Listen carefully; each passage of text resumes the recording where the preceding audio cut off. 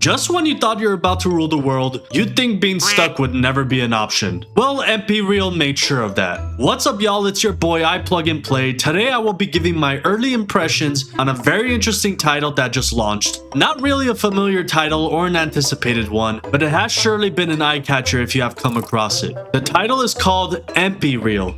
It is an indie-made action RPG that revolves around automatons and interesting themes around the game's lore. You know, at first, I felt the combat in this game felt extremely weird. I'm gonna be honest, I felt it really wasn't what I was expecting it to be. And surely it didn't. But eventually, after playing around with the combat a bit, I found it very interesting and it did become one of my favorite things about the game. So it may take a while for some folks to get used to the mechanics in this game. I like the abilities in the game and how it works to obtain them. Using loot you find throughout the runs you do to have the blacksmith craft them is pretty cool. And I feel there's not much grind to it either, so really if you are concerned about grinding too much, I'd say you get a ton of loot by just doing small mission runs, so you find a ton of high quality loot and materials that further help you upgrade your character, gears, and weapons as well. The ability system is pretty self-explanatory. You have them on the bottom right of your screen and you can input which ability you want to be placed in your choosing. You have 4 abilities and an ultimate that you can use, which I think is a cool RPG element in the game. And it is fun to play around with what type of builds you'd want to craft and experiment with. The looting system in the game is cool and satisfying as you do get really high quality loot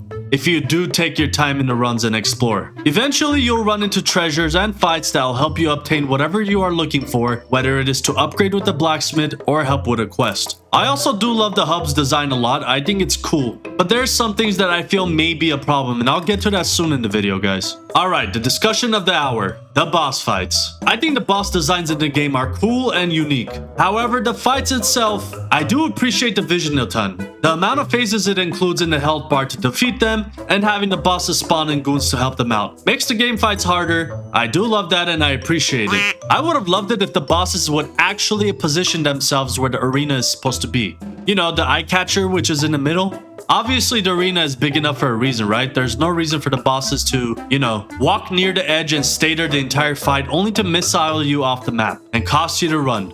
But I'm just saying, the arena is big for a reason, I'm sure of that. But don't get me wrong, a lot of potential here with the boss fights. I feel with day 1 patches, it'll be great, so I expect to see changes. Now, what I was talking about earlier, in the hub, there's a ton of questions I have that may come unanswered. I do like the fact of figuring things out for yourself. I do. But there must be some sort of indicators for where you are supposed to go and how you get to complete specific quests. Like, I have about 6 quests at the same time that I have to complete, but no indicator on how. One quest is asking me to expand the store, and one tells me to find dead soldier bodies around the map. Which map exactly, or what's like the hint, you know?